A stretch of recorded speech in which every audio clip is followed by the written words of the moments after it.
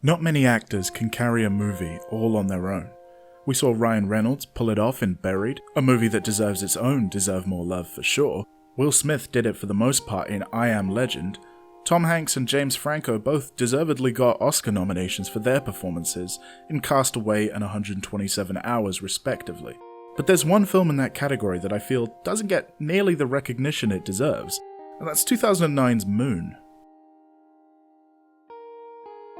Shown initially at Sundance Film Festival, Moon went through a limited cinema run to very little fanfare or awareness from the public. It earned heaps of critical praise for director Duncan Jones and lead actor Sam Rockwell, but made a little over $10 million in total, a financial success for its $5 million odd budget, and earning Jones a future directing bigger budget endeavours like Source Code and Warcraft in coming years.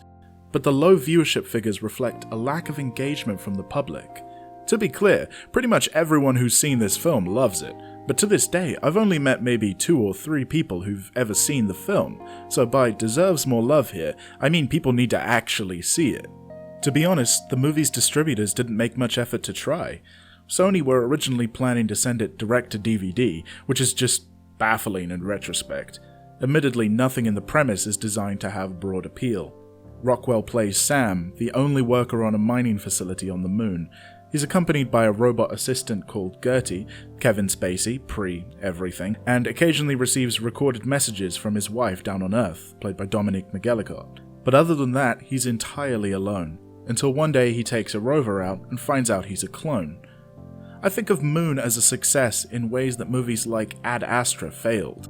Brad Pitt's character in that film couldn't keep his mouth shut in narration, droning banal commentary on things that were either already told to us visually or just reaffirm what Pitt's actual dialogue and acting implied. A host of characters played by some of the best actors alive appear for only one scene to provide exposition and then leave without a trace. Donald Sutherland, Ruth Negga, and the most egregious waste, Natasha Lyonne. Meanwhile, the tight efficiency of Moon and its small cast, probably brought about by its slight budget, eliminates all of these problems. It's a masterclass in less is more. Rockwell's performance is extremely restrained, something I consider to be an excellent decision by him and/or Jones. He never spills over into melodramatic monologues, and he doesn't wax eloquent about his emotions. You get everything you need to know about what's going on in his head through body language in the wide shots and facial expressions in the close-ups.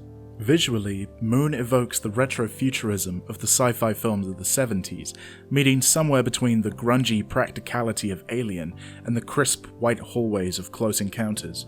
It's an environment that feels solid and real, enhanced by the DIY set design and the lack of a reliance on digital effects. The way the two Sams are shot is absolutely masterful. There's one scene in particular where the two Sams play ping pong that is utterly seamless. They play a full set whilst also holding a conversation and even moving from one side to the other. It's the kind of meticulously planned visual effect that would have given Peter Jackson a run for his money while composing shots for The Lord of the Rings. Story-wise, on a couple of occasions when news is broken to the two Sams, we feel it twice. Once from the perspective of a matured, lonely Sam desperate to return to Earth and his family, and once from the perspective of a younger, agitated Sam that doesn't yet realize what he's missing. Between the script and Rockwell's nuanced performance, the Sams don't feel like identical people, nor entirely separate, merely 2 points on the same line, which is exactly what they are. What I think is most admirable about Moon is that none of its many impressive aspects exist solely for their own sake, but rather in service of the story. That ping pong scene I mentioned earlier isn't just there to show off how clever they can be in composing the shot. It demonstrates the older Sam's greater patience and skill, and the desire to teach that he likely developed from knowing he's a father, something the younger Sam didn't know and hasn't come to terms with. The younger simultaneously considers it beneath him and yet desperately wants to be the best at it. He's later shown practicing by himself. This layered construction is present in almost every scene and the mark of a truly well-crafted story.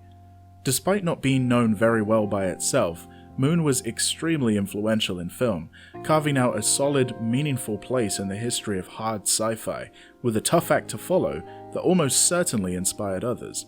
2013's Oblivion has a near identical clone labor plot. 2019's I Am Mother has entirely different themes, but is loaded with visual, tonal, and structural similarities. If you liked either of those, and probably more, I'd argue you have Moon to thank.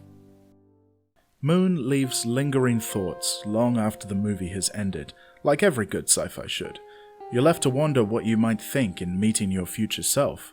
Would you like who you became? Would you understand how you ended up that way? Could you have ended up any differently? The opposite question holds equal weight. How would you feel speaking to your younger self?